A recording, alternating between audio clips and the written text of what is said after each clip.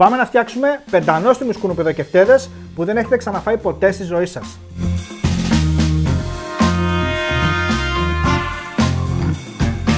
$5.000 υγιεινά προϊόντα μπορείτε να βρείτε στο ηλεκτρονικό κατάστημα της Jim Beam. Και μην ξεχνάτε όταν κάνετε τις ηλεκτρονικές σας αγορές να βάζετε τον εκπτωτικό κωδικό LIVEKITCHEN5, γιατί έτσι στηρίζετε εμένα και την προσπάθεια που κάνω. Κουνουπιδάκι θα το κόψω στη μέση. Σε μια κατσαρόλα έχω βάλει νερό που βράζει και θα χρησιμοποιήσουμε το μισό κουνουπίδι. Κρέμμυδάκι.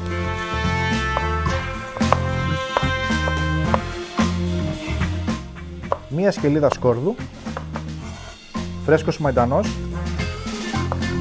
Το κουνουπίδι έχει μαλακώσει. Σε ένα μπολ θα ρίξω το κουνουπίδι που έχει κρυώσει. Μέσα και αυτά που ψιλοκόψαμε. Φρεσκοτριμμένο πιπέρι.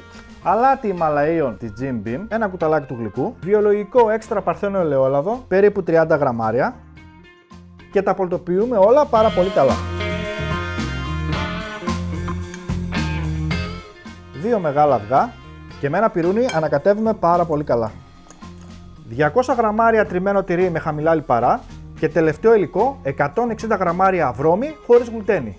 Εν τω μεταξύ, παιδιά, η βρώμη ρουφάει τα υγρά, φουσκώνει και έτσι γίνονται οι κεφτέδες μας πιο αφράτοι. Και θα αφήσουμε το μείγμα να ξεκουραστεί για περίπου 10 λεπτά για να μας φουσκώσει η βρώμη. Πάμε να πλάσουμε τα κεφτεδάκια, οπότε ελαιόλαδο στα χέρια. Παίρνω μια ποσότητα, το μέγεθος που θέλουμε είναι αυτό. Και σε ένα ταψί κουζίνας έχω βάλει λαδόκολλα και τοποθετώ το πρώτο κεφτεδάκι. Και συνεχίζουμε την ίδια διαδικασία μέχρι που να ετοιμάσουμε όλα τα κεφτεδάκια μας.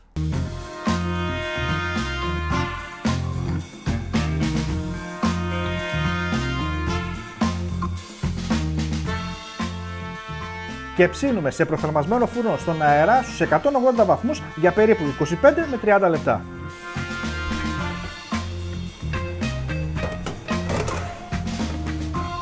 Πάμε να σας δείξω μια εκπληκτική σως όπου θα σερβίρουμε μαζί με τα κεφτεδάκια μας. Σε 50 γραμμάρια στραγγιστό γιαούρτι 2% θα ρίξω 100 γραμμάρια μαγιονέζα light της Jim Beam.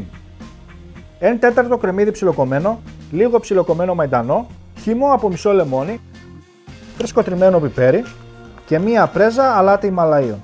Και ανακατεύουμε πάρα πολύ καλά. Και η σως μας είναι έτοιμη. Πιστέψτε με, είναι... Και τα κεφτεδάκια μας είναι έτοιμα. Κοιτάξτε εδώ. Και τώρα που είναι ζεστά πάμε να ανοίξουμε ένα να δούμε. Κοιτάξτε εδώ. Είναι μαλακά, αφράτα. Και πάμε να στήσουμε σως στη μέση τα κεφτεδάκια μας.